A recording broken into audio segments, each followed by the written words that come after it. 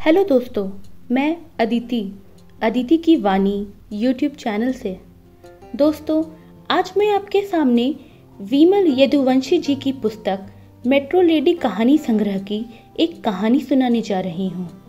यह पुस्तक अमेज़न और फ्लिपकार्ट में भी उपलब्ध है। तो चलिए शुरू करते हैं आज की कहानी, जिसका शीर्षक है तलाक। कक्षा 10 के बोर्ड परीक्षा परिणामों में निधि ने पूरे जिले में अव्वल स्थान प्राप्त किया था। निधि के माता पिता उसकी इस सफलता से काफ़ी खुश थे। पूरे गांव वालों के साथ साथ निधि के रिश्तेदारों तथा बधाई देने वालों का तांता लगा हुआ था। निधि भी प्रसन्नताओं से प्रफुल्लित हो रही थी। सारे रिश्तेदार यही कह रहे थे कि एक अनपढ़ माता पिता की बेटी ने बोर्ड की परीक्षा में पूरे जिले में अव्वल आकर पूरे परिवार तथा गांव का सीना गर्व से चौड़ा कर दिया है। मगर निधि को आगे की पढ़ाई की चिंता ज़्यादा हो रही थी। उसे आगे की पढ़ाई के लिए कौन सा विषय चुनना है, वह इसी सोच में थी। उसे कुछ भी नहीं सूझ रहा था कि आगे क्या करना है और कैसे करना है। अगली सुबह निधि ने अखबार में एक बहादुर IAS ऑफिसर की खबर पढ़ी कि किस प्रकार उसने अपने क्षेत्र में भ्रष्टाचार को कम करने की मुहिम चला रखी है और साथ ही साथ सामाजिक क्षेत्र में भी अपना योगदान दे रहा है। इस खबर का निधि पर गहरा असर पड़ा और उसने तभी मन में दृढ़ निश्चय कर लिया कि अब मुझे भी IAS ऑफिसर ही बनना है। यह बात निधि ने अपने माता पिता को बताई कि वह आगे जाकर IAS बनना चाहती है और समाज व देश की सेवा करना चाहती है। उसके अनपढ़ माता पिता को इसके विषय में कोई ज्ञान नहीं था, परंतु उन्होंने निधि के दृढ़ निश्चय को देखते हुए यही कहा कि वो जो करना चाहती है वो ही करे। निधि के रिश्तेदारों ने उसकी 10वीं की परीक्षा परिणामों को देखते हुए उसे गणित या जीव विज्ञान में प्रवेश लेने की सलाह दी। कोई कह रहा था कि तुम होशियार हो, तुम्हें तो गणित लेकर इंजीनियर बनना चाहिए, तो कोई सलाह दे रहा था कि तुम्हें जीव विज्ञान लेकर आगे डॉक्टर की पढ़ाई करनी चाहिए। मगर निधि के मस्तिष्क में IAS बनने का सपना जन्म ले चुका था। इसी को ध्यान में रखते हुए तथा अपने परिवार की आर्थिक स्थिति को देखते हुए निधि ने कला में प्रवेश ले लिया। जिस तरह से निधि पहले मेहनत करती थी, अब उससे भी ज़्यादा मन लगाकर पढ़ने लगी थी। उसके शिक्षक भी उसकी मेहनत को देखते हुए हमेशा उसे आगे बढ़ने और कुछ अच्छा करने के लिए प्रेरित करते रहते थे। निधि के परिवार का कोई जीविका का साधन नहीं था। उसके पिता खेती का काम करते थे। पिता के पास थोड़ी बहुत पुश्तैनी जमीन थी, जिनमें उसके पिता खेती करके अपने परिवार का पेट पालते थे। निधि के पिता के अनपढ़ होने के कारण उन्हें कहीं और नौकरी भी नहीं मिलती थी, इसीलिए वो केवल सब्जियां उगाकर उन्हें शहर में बेचकर अपना परिवार चलाते थे। निधि की माँ दिन भर घर के कामों में ही व्यस्त रहती थी और समय मिलने पर निधि और उनकी माँ दोनों ही अपने पिता का खेती के कामों में हाथ बटाती थी। निधि पढ़ाई के साथ साथ घर तथा खेत के कामों में भी कुशल थी। समय बीतने के साथ साथ निधि ने 12वीं की कक्षा भी पास कर ली थी। इस बार भी निधि पूरे जिले में प्रथम स्थान प्राप्त किया था। उसने आगे की पढ़ाई के लिए गांव के नज़दीक शहर में किसी सरकारी कॉलेज में BA प्रथम वर्ष में प्रवेश ले लिया था। वह कॉलेज में भी सभी शिक्षकों की प्रिय विद्यार्थी थी। सभी उसकी मेहनत व लग्न की तारीफ करते थे। निधि की कक्षा में ही पढ़ने वाला शांतनु उसे बहुत पसंद करता था। वो उसकी पढ़ाई और जिम्मेदारियों के प्रति लग्न को देखते हुए उसका कायल हो गया था। एक दिन शांतनु ने कॉलेज खत्म होने के बाद निधि को रोककर कुछ देर उससे बात करने को कहा। वो चाहता था कि निधि उसके साथ किसी अच्छे रेस्टोरेंट में बैठकर बातें करे, मगर निधि ने इनकार कर दिया। और कहा कि जो भी बात करनी है यहीं पर बता दो। शांतनु ने हिचकिचाते हुए अपने दिल की बात निधि को बता दी और कहा कि तुम बहुत मेहनती हो, इसीलिए तुमने मेरे हृदय में एक खास जगह बनाई है। मैं तुम्हें दिल से बहुत पसंद करता हूँ। शांतनु की बात खत्म करने से पहले ही निधि ने शांतनु को साफ साफ इनकार कर दिया और कहा कि उसका ध्यान केवल बीए की परीक्षाओं पर केंद्रित है और वो बीच में किसी भी प्रकार का बाधा नहीं चाहती। जैसे ही निधि बीए तृतीय वर्ष में पहुंची, उसके माता पिता को उसकी शादी की चिंता होने लगी। अपने परिवार की आर्थिक स्थिति को देखते हुए निधि के पिता ने यही सोचा कि तृतीय वर्ष की परीक्षाएं खत्म होने तक उसकी शादी कर दी जाए। उसके पिता ने कुछ लड़के भी देखने आरंभ कर दिए थे। जैसे ही निधि को यह बात पता चली कि उसके पिता उसकी शादी कराना चाहते हैं और लड़के देखने शुरू कर दिए हैं, तो निधि थोड़ी असमंजस में पड़ गई। वह अपने अंदर जन्मे उस सपने के बारे में सोचने लगी कि अगर उसकी शादी हो गई तो आईएएस बनना बहुत मुश्किल हो जाएगा। उसने अपने पिता से इस विषय पर बात की और कहा कि कम से कम परीक्षाएं खत्म होने तक तो लड़के ना देखे।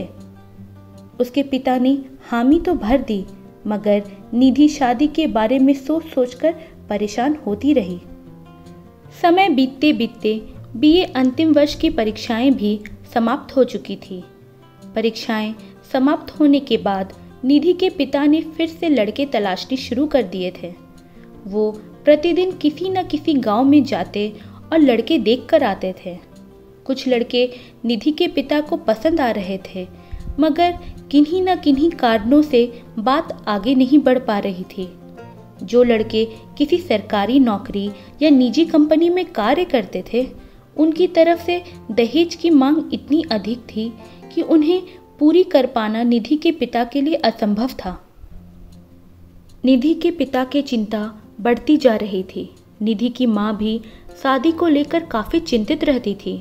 दोनों यही सोचते रहते थे कि एक तो लड़की शादी के लायक हो गई है और ऊपर से उसकी पढ़ाई में होशियार होने के कारण भी दहेज की इतनी अधिक मांग। निधि ने अनेकों बार अपने माता पिता को कहा कि उसे अभी शादी नहीं करनी है, उसे अभी और आगे पढ़ना है और दिल्ली जाकर यूपीएससी परीक्षा की तैयारी करनी है। निधि ने बार बार यही कहा कि उसे आईएएस बनना है और अपने माता पिता की सेवा करनी है, परंतु निधि के माता पिता ने यही कहा कि उनकी हालत ऐसी नहीं है कि उसे आगे पढ़ा सके और दिल्ली जैसे बड़े शहर में उसे पढ़ने के लिए भेज सके। उसके पिता ने कहा कि उनकी हालत अब दिन प्रतिदिन और खराब होते जा रही है। अब तो खेती से भी इतना मुनाफा नहीं हो पाता है। इस बार तो बरसात ना होने के कारण और सब्जियों में कीड़े लगने के कारण खेती में भी कोई आमदनी नहीं होगी। इसलिए हम चाहते हैं कि हमारी पूरी उम्र की जो भी आमदनी से हमने कुछ थोड़ा बहुत तुम्हारे लिए जोड़ा है, उससे तुम्हारी शादी कर दी जाए। तुम्हें आगे पढ़ाने के लिए हमारी आर्थिक क्षमता नहीं है। इस बात पर निधि ने कोई प्रतिक्रिया नहीं दी। स्वयं की आर्थिक स्थिति के कारण निधि के पिता के हाथों से अच्छे लड़के छूटते रहे। उसके पिता को निधि की शादी की चिंता सताए जा रही थी। दहेज ना दे पाने के कारण उसके पिता के हाथों से नौकरी वाले लड़के रेत की तरह फिसलते जा रहे थे। आखिरकार उन्होंने कोई पढ़ने वाले लड़के के साथ शादी करने का विचार बना लिया। उन्होंने यही सोचा कि पढ़ने वाले लड़के के परिवार की दहेज की मांग भी नहीं होगी और आगे नौकरी भी लग जाएगी। प्रतिदिन अच्छे लड़कों की तलाश में आखिरकार उनके गांव से तकरीबन 30 किलोमीटर दूर गांव में एक लड़का उन्हें पसंद आया। उसका नाम सूरज था। गोरा उजला रंग, मध्यम कद वाला सूरज दिखने में काफ़ी स्वरूप लग रहा था। सूरज के पिता और उनके रिश्तेदारों ने बताया कि लड़का पास के ही महाविद्यालय में एमएससी कर रहा है। उन्होंने कहा कि सूरज पढ़ाई में काफ़ी तेज है और जल्द ही नौकरी भी पा लेगा। उन्होंने कहा कि सूरज दहेज जैसी कुप्रथा के बिल्कुल खिलाफ है, इसीलिए हमारी कोई दहेज की मांग नहीं है। निधि के पिता को सूरज के परिवार की बातें ठीक लगी। उन्होंने मन ही मन ठान लिया कि इस लड़के को अपने हाथ से निकलने नहीं देंगे। घर पहुंचकर उन्होंने ये बात निधि और उसकी माँ दोनों को बताई। निधि की माँ बहुत खुश हुई कि चलो कोई लड़का तो मिला जिसकी कोई दहेज की मांग नहीं है, मगर निधि अपने पिता की बातों से असंतुष्ट थी। वह बिल्कुल नहीं चाहती थी कि अभी उसकी शादी हो। अगले दिन निधि ने आखिरी बार अपने पिता से शादी के संबंध में बात की। निधि ने कहा कि वो अभी और पढ़ना चाहती है। अगर उसकी शादी कर दी गई तो जिम्मेदारियों के बोझ के नीचे दबकर ही रह जाएगी और उसने जो IAS बनने का सपना देखा वो बस सपना ही रह जाएगा। निधि ने कहा कि उसके गांव में अभी उसकी उम्र की कितनी सारी लड़कियां हैं जो शादी नहीं कर रही हैं और आगे की पढ़ाई कर रही हैं। उसके पिता ने कहा कि निधि बेटा, अब हम बूढ़े हो गए हैं, अगर किसी दिन हम मर गए तो फिर तुम्हारी शादी कौन कराएगा? और हमारी आर्थिक हालत तो तुम देख ही रही हो कि अगर सुबह का भोजन नसीब हो जाए तो शाम के भोजन का कोई अता पता नहीं है। अब हमारा जो कुछ भी है हम उसे तुम्हारी शादी में लगाना चाहते हैं। निधि की माँ का भी यही सुझाव था कि उसे अब शादी कर लेनी चाहिए। निधि के पिता ने उसे सूरज के बारे में बताया कि लड़का देखने में सुंदर है और MSc की पढ़ाई कर रहा है और आगे सरकारी नौकरी पाने की योग्यता भी रखता है। हमने सूरज के परिवार से तुम्हारे बारे में बता दिया है कि निधि पढ़ाई में बहुत होशियार है और उसने बोर्ड की परीक्षाओं में पूरे जिले में अव्वल स्थान प्राप्त किया है और आगे भी पढ़ना चाहती है। सूरज और उसके माता पिता को तुम्हारे आगे पढ़ने से कोई शिकायत भी नहीं हुई। वो तो स्वयं चाहते हैं कि तुम आगे पढ़ो और उनका नाम रोशन करो। काफ़ी सोच विचार करने के बाद निधि ने आगे पढ़ने की सहमति और अपने परिवार की आर्थिक स्थिति को देखते हुए शादी के लिए हामी भर दी। परंतु वो यही सोच रही थी कि किशोरा अवस्था में जो उसने स्वप्न देखा था उसे वो नहीं देखना चाहिए था। उस स्वप्न पर उस उम्मीदों के पंख नहीं लगने चाहिए थे, मगर वो अपने परिवार के हालातों के आगे मजबूर हो गई थी और इसलिए उसने शादी के लिए हामी भरना ही ठीक समझा। सूरज के माता पिता और कुछ रिश्तेदारों ने निधि के घर पर आकर उसका रोका कर दिया। उनके माता पिता के साथ सूरज नहीं आया था। निधि की नज़रें भीड़ में बस सूरज को ही तलाश रही थी। उसे सूरज की तरफ से ही उम्मीद दिख रही थी कि सूरज के कहने पर दोनों के परिवार कुछ समय के लिए शादी को टाल सकते थे। निधि ने अपने पिता से पूछा कि सूरज नहीं आया क्या? उसके पिता ने कहा कि सूरज के माता पिता अभी भी पुराने विचारों का सम्मान करते हैं और शादी से पहले लड़का लड़की का मिलना उन्हें ठीक नहीं लगता है, इसीलिए वो सूरज को लेकर नहीं आए हैं। यह सुनते ही निधि की आखिरी उम्मीद पर भी पानी फिर गया। शादी की तारीख दोनों परिवार की सहमति के बाद तकरीबन 6 महीने बाद की तय कर दी गई थी। इसी बीच निधि ने MA में भी प्रवेश पा लिया था। निधि ने अपनी पढ़ाई पर फिर से ध्यान केंद्रित कर लिया।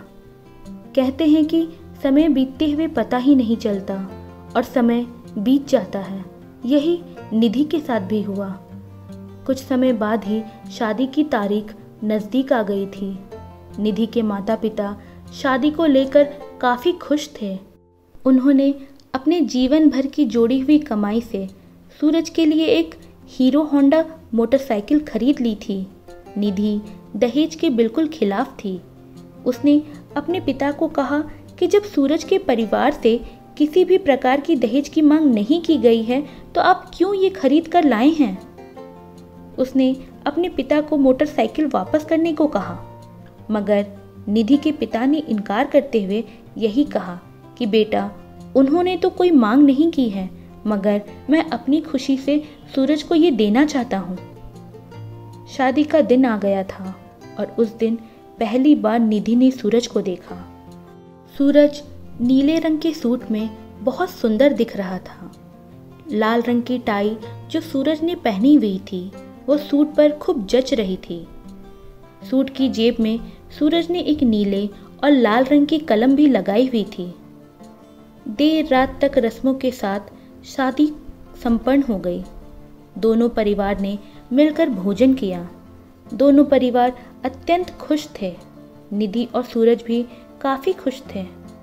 विदाई के समय पर निधि की आंखों से आंसू की धाराएं बहने लगी और उसके माता पिता भी अपनी आंखों के आंसू को रोक नहीं पाए। निधि की आंखों में अपने परिवार को छोड़ने का दुख साफ साफ नजर आ रहा था। शादी के बाद निधि अपने ससुराल चली गई। सूरज के परिवार तथा उनके रिश्तेदारों ने भी निधि को दिल खोलकर अपनाया। निधि को सूरज, जो बहुत कम बोलता था, काफी पसंद आया। जहाँ जरूरी हो सूरज वहीं अपनी बात रखता था। वही बात निधि को सूरज की ओर आकर्षित करती थी।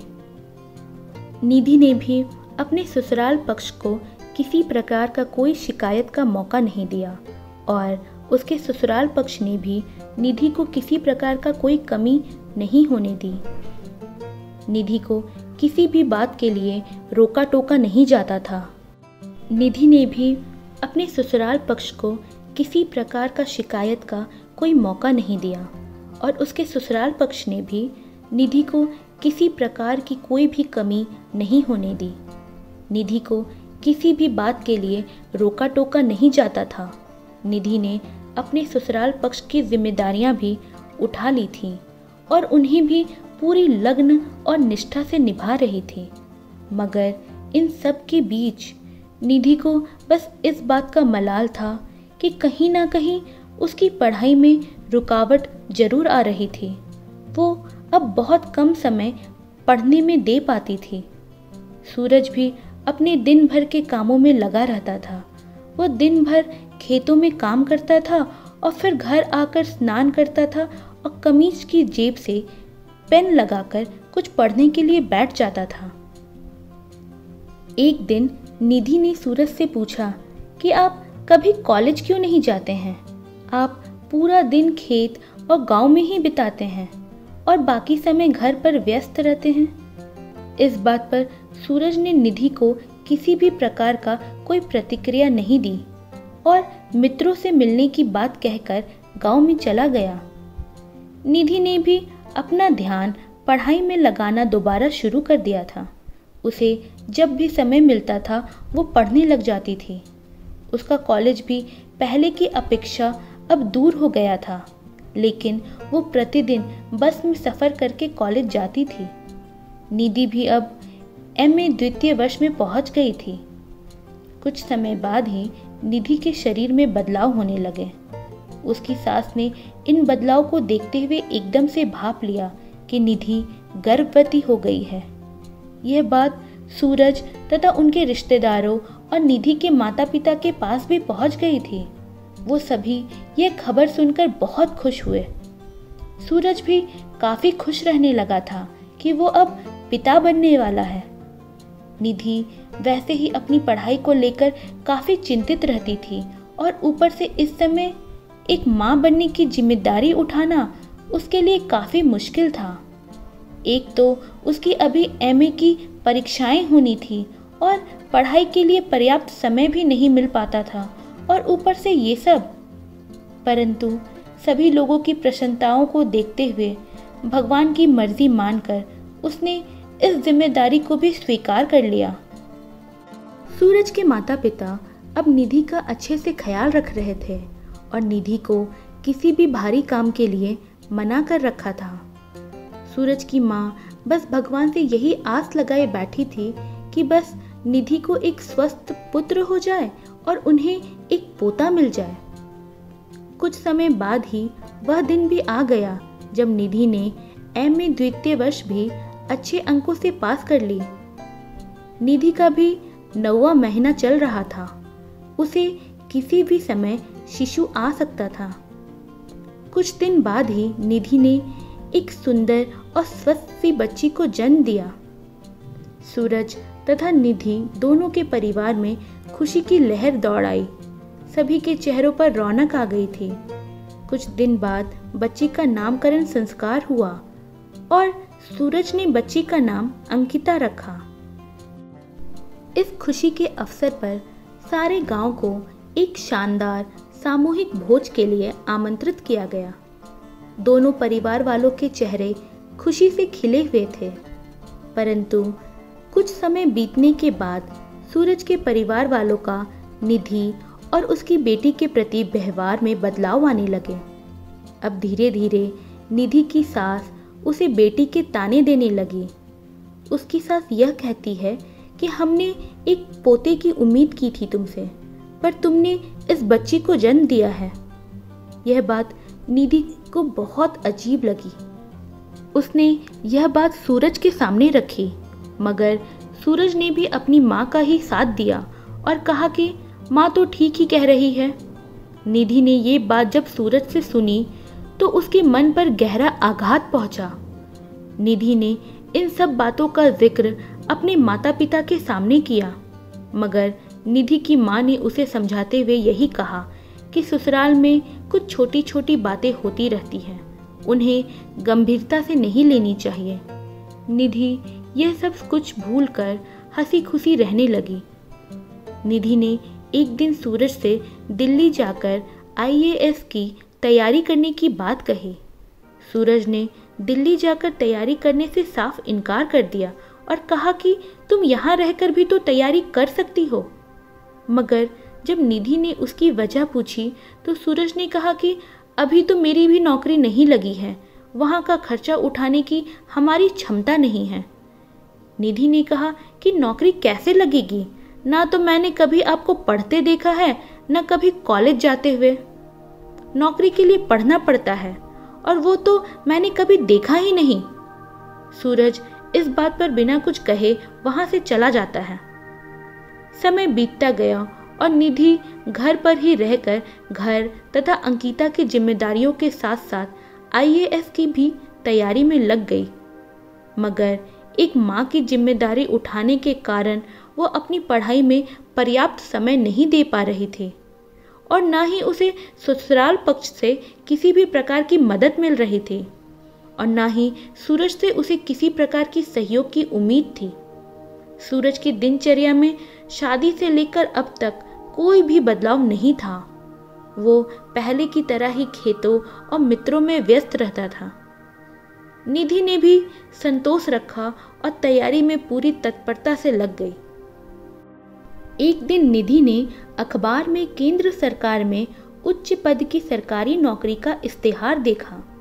निधि ने इस्तेहार पढ़ने के बाद यह सोचा कि जब तक आईएएस की तैयारी कर रही हूँ तब तक अगर कोई नौकरी मिल जाए तो पढ़ाई के साथ साथ घर में भी मदद हो सकेगी। यही सोचकर निधि ने इस इस्तेहार के बारे में सूरज को बताया। निधि ने कहा कि कल शहर जाकर मेरे और अपने दोनों का फॉर्म भर देना और अगर दोनों मिलकर तैयारी करेंगे तो शायद नियुक्त भी हो जाएंगे। यह हमारे परिवार और अंकिता दोनों के लिए अच्छा रहेगा। यह सुनकर सूरज आदतन कुछ नहीं बोला और फॉर्म भरने की हामी भरकर वहां से चला गया। कुछ दिन बाद उस इस्तेहार की अंतिम तिथि नजदीक आ गई। निधि ने सोचा कि पता नहीं सूरज ने फॉर्म भरा है या नहीं, शायद नहीं भरा लगता है। अगर भरा होता तो उसे मेरी शिक्षा से संबंधित जानकारी की आवश्यकता पड़ती, मगर उन्होंने तो कोई भी प्रमाण पत्र नहीं मांगे और न ही मुझसे कुछ पूछा। अगले दिन निधि ने सूरज को फॉर्म भरने की बात पूछी तो सूरज ने कुछ भी जवाब नहीं दिया। निधि ने दोबारा पूछा तो सूरज ने इनकार किया और उसे याद नहीं रहा कहा। निधि को सूरज की इस लापरवाही पर बहुत गुस्सा आ रहा था। निधि ने कहा कि कल फॉर्म भरने की अंतिम तिथि है, इसीलिए आप अपने सारे प्रमाण पत्र मुझे दे दो, मैं आज ही शहर जाकर फॉर्म भर आती हूँ। इस बात पर सूरज गुस्सा करने लगा, मगर निधि अपनी बात पर अड़ी रही। उसने जब सूरज से दोबारा मांगा तो सूरज ने गुस्से में कहा कि मेरे पास कोई भी किसी भी प्रकार का प्रमाण पत्र नहीं है, मैंने कोई भी पढ़ाई नहीं की है, मैं अनपढ़ हूँ। इतना कहकर सूरज वहां से चला गया। निधि यह सुनकर वहीं जड़ हो गई। निधि को काटो तो खून नहीं, इस बात का निधि पर गहरा आघात पहुंचा। वह सीधे सूरज के माता पिता के पास गई और उनसे पूछा कि उन्होंने सूरज की शिक्षा के बारे में झूठ क्यों बोला। जब वो अनपढ़ था तो क्यों कहा कि वो एमएससी कर रहा है। सूरज के माता पिता यह सुनकर एकदम सुन्न हो गए। निधि ने कहा कि आपने मुझे और मेरे परिवार को बहुत बड़ा धोखा दिया है। निधि इतना बड़ा झूठ सहन नहीं कर पाई और उसने अपना और अंकिता का सारा सामान बांधा और अपने माता पिता के घर जाने के लिए निकल पड़ी। सूरज के माता पिता ने उसे रोकने की बहुत कोशिश की, मगर निधि ने उनकी एक ना सुनी। वह अंकिता को लेकर सीधे अपने घर पहुंच गई। उसने ये सारी घटना अपने माता पिता को बताई। उसके माता पिता के तो जैसे पैरों के नीचे से जमीन ही निकल गई हो। वो ये सब सुनकर एकदम दंग रह गए। निधि और उसका पूरा परिवार जैसे शोक में डूब गया हो। अगले दिन सूरज और उसके माता पिता निधि के माता पिता के घर पर आए। उन्होंने निधि और उसके माता पिता से माफी मांगी और निधि को घर वापस चलने को कहा, मगर निधि तथा उसके माता पिता पूरी तरह से गुस्से में थे। उनसे ये सदमा बर्दाश्त नहीं हो रहा था। उन्होंने निधि को वापस भेजने से इनकार कर दिया। फिर सूरज के माता पिता निधि के सामने गिड़गिड़ाने लगे कि वो उनके साथ चले, नहीं तो उनकी पूरी समाज में बेइज्जती हो जाएगी। मगर निधि ने उनकी एक ना सुनी। निधि ने सूरज और उसके माता पिता के साथ जाने से इनकार कर दिया और उन्हें बाहर का रास्ता दिखाया। निधि कुछ समय तक इस गहरे सदमे में डूबी रही। फिर एक दिन निधि ने अपने पिता से सूरज से तलाक लेने की बात कही। निधि की माँ तलाक के पक्ष में नहीं थी। माँ ने निधि को वापस सूरज के पास लौटने की सलाह दी और कहा कि बेटा, अब जो होना था वो तो हो ही गया, उसे बदला तो नहीं जा सकता है। सूरज और उसके माता पिता ने हमसे बहुत बड़ा झूठ बोला है, लेकिन सूरज तेरा पति है। तलाक लेने का फैसला कर, तू बहुत बड़ी गलती कर रही है। आगे तू अकेली जिंदगी कैसे बसर करेगी। लेकिन निधि अपने फैसले पर अडिग रही। इस फैसले पर निधि के पिता तलाक के पक्ष में थे। वो भी इस झूठ को सहन नहीं कर पा रहे थे और निधि की पूरी जिंदगी खराब करने का कसूरवार स्वयं को मान रहे थे। उन्होंने निधि को यही कहा कि तू जो भी फैसला लेगी, हम तेरे साथ हैं। कुछ समय बाद निधि और सूरज के तलाक का केस न्यायालय में पहुंच गया। सूरज के माता पिता ने निधि और उसके माता पिता को मनाने की बहुत कोशिश की। सूरज भी ये तलाक नहीं चाहता था, मगर वो वहां भी चुप रहा और सर झुकाकर खड़ा रहा। निधि और उसके माता पिता ने सूरज के परिवार की एक ना सुनी और सूरज के माता पिता निधि को मनाने में असफल रहे। कुछ दिन बाद ही निधि और सूरज के बीच तलाक हो गया। निधि और उसके परिवार के लिए जीवन में यह एक नया और भयानक मोड़ था, मगर निधि एक मजबूत महिला थी। उसने इस भयानक स्थिति से बाहर निकलने का फैसला कर लिया। काफी सोच विचार करने के बाद निधि ने अंकिता को अपने माता पिता के पास छोड़ने का मन बना लिया। निधि ने अपने माता पिता से कहा कि अब आप अंकिता की देखभाल करना, उसकी जिम्मेदारी अब आप दोनों पर है। निधि ने कहा कि मैं अब दिल्ली जाना चाहती हूँ IAS की तैयारी करने के लिए। निधि के पिता उसकी आंखों में साफ साफ वैसा ही दृढ़ संकल्प देख रहे थे जैसा वो निधि की आंखों में पहले देखते थे। उन्होंने भी निधि के इस फैसले पर अपनी सहमति जताई।